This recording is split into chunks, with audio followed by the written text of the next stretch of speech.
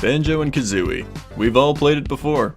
It's the game with the bear and the bird and the witch. You know, the one with the jigsaw puzzle pieces and the music notes. Come on, we've all played Banjo-Kazooie, right? Hello everybody, hi.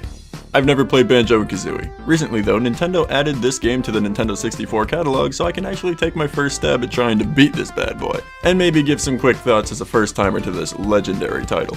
If you'd like to see more videos like this one, click subscribe, and let's get into this.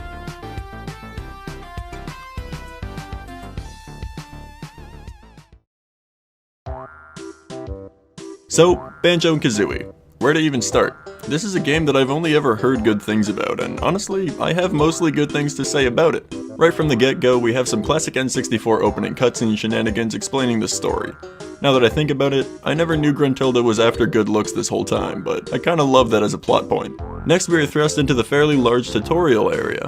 I assume you can run straight past this area, but right from the start you were actually equipped with all sorts of moves. It was really nice knowing I wasn't just a running, jumping fool at the start of this game and that I actually had some moves up my sleeve. Not only do you get all of these cool abilities though, you also learn one or more new abilities in almost every world. I was pretty stunned by how often I was finding a new molehill where I could learn a new ability or utilize platforms I wasn't able to before. Alongside how good it felt to play as Banjo-Kazooie though, the progression of this game felt really nice.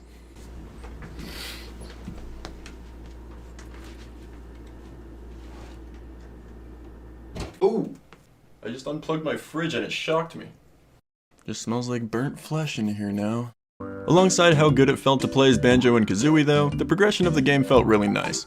The first level was pretty small, so I collected everything in it, and for the next couple of levels, I did almost the same. These first worlds were very well laid out to give me a good amount of jiggies and music notes to sit on before I'd ever have to grind for more.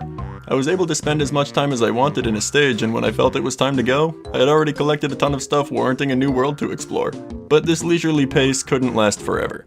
Once I made my way to the final few levels, I suddenly didn't have as many jiggies as I needed to unlock them. Not to mention I was cutting it dangerously close on music notes before I'd have to go back and collect more of those as well.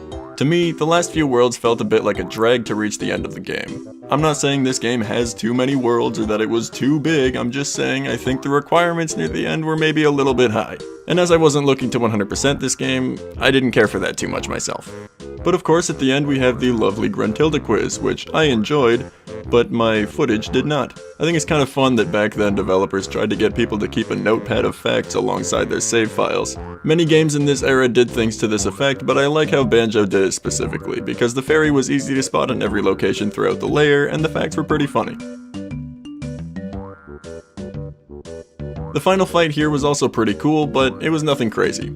I had some fun while flying around with Gruntilda, but as my footage was lost, I can only show you other random playthroughs from the depths of YouTube.